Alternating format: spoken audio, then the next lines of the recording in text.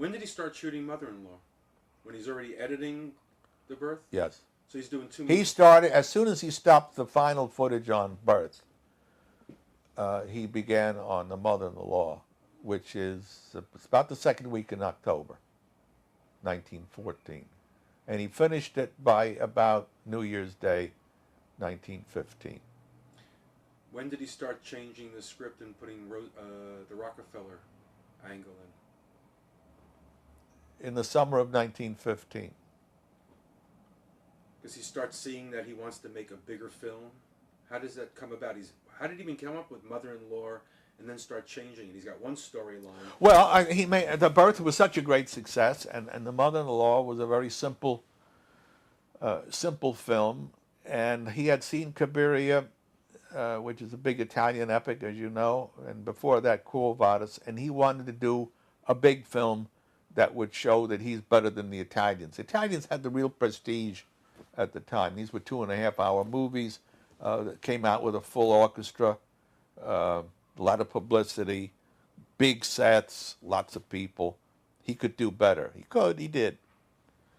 And because film is now changing, between 1912, 13, it's now becoming competition from other markets. Well, I think Griffith kept up with what was going on and wanted to do better. And he wanted to show that The Birth of a Nation, and this is pretty much a quote from the newspaper, was not a fluke, but that he really is a complete master of the cinema. This was just not a lucky mistake. The man is the genius, the world's greatest director. He wanted to be the world's greatest director. And in a sense, he proved it. Another way, he shot himself in the rear end doing it. So he wanted to do a film which would equal the Italian epics, and he didn't feel that The Mother-in-Law was worthy of his reputation. And then he decided also that and he spoke about this early, look, he said, look what I did at the end of Birth. I have 4 different story threads running at once. I got the Klan racing out the people in the cabin. I got Lillian Gish and the bad guy in town. I got, 4 threads. Now, if I have 4 threads that work so well and the audience was all great and enthusiastic and compassionate and interested, what would it be like if I had 4 time periods, all with the same idea, all the same theme? Wouldn't that increase it further? Wouldn't this not be 4 rivers flowing together and forming one Niagara Falls coming down? That was his idea. And this would allow him then to rework The Mother-in-Law and fit it in to his patterns that would save that film, and it would allow him to make his big epic.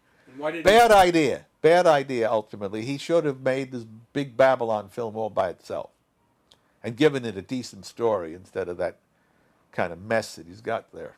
But then he re-releases it. Yeah. Well, it was a disaster. Well, there's another myth. The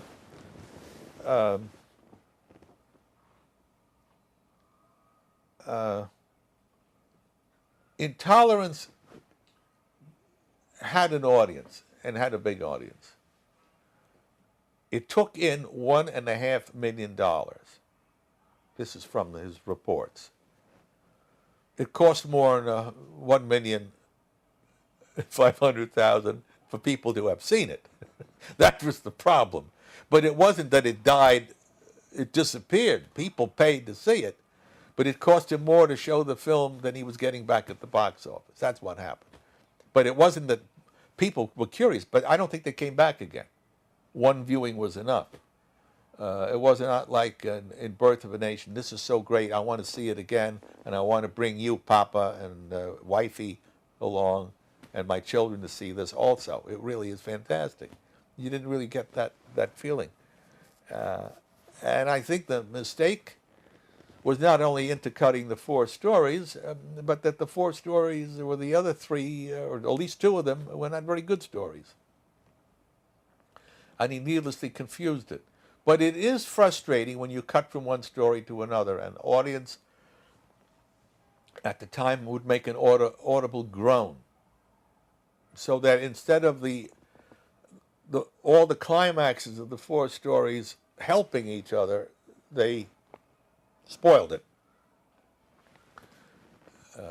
It didn't add to it. It detracted. That's a shame. And it's an interesting philosophical reason why, because it works with one story thread, but it doesn't work when you've got four different stories. It's got to be related in some essential way. If the characters and the situations all intermesh together, because just to hold it thematically, the idea of intolerance is not enough. That's proved, and that's why nobody else ever used it again.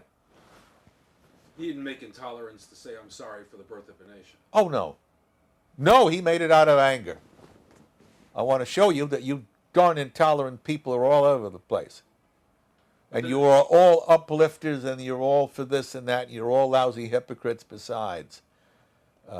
No, that was an attack in every possible way. It was an attack against the religion people. It was an attack against the Pharisees who helped crucify Jesus. It was an attack against the Catholics who wanted to kill off all the Protestants in France.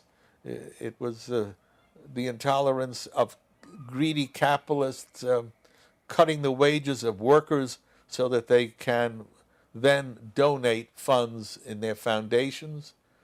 All over the place. The only good guy in it really is Jesus, and he gets murdered at the end.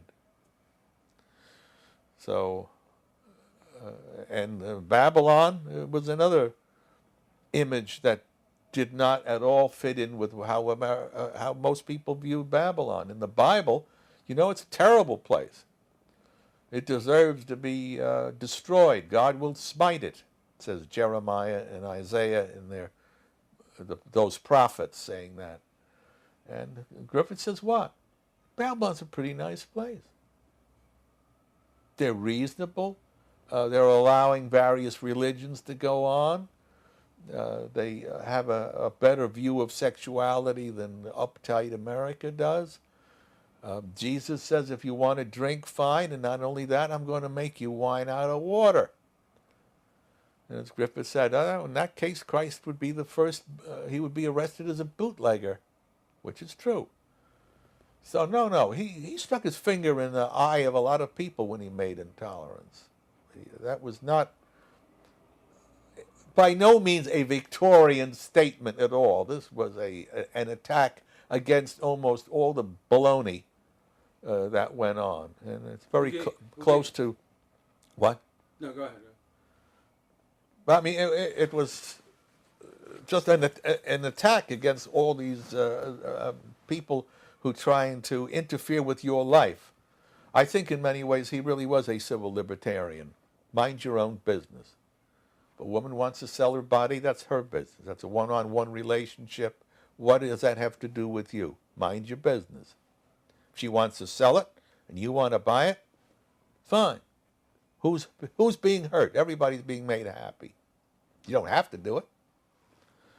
You don't have to drink. And if you want to become a drunk, that's your business. Well, we have that almost in the same way with smoking now. If you say, well, you certainly have a right to smoke, they say, oh, you're a tool of the tobacco lobby.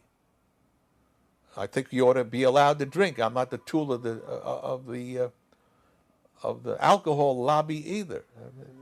Maybe you don't want to breathe it on somebody else, but why say that it's illegal? I can't understand that.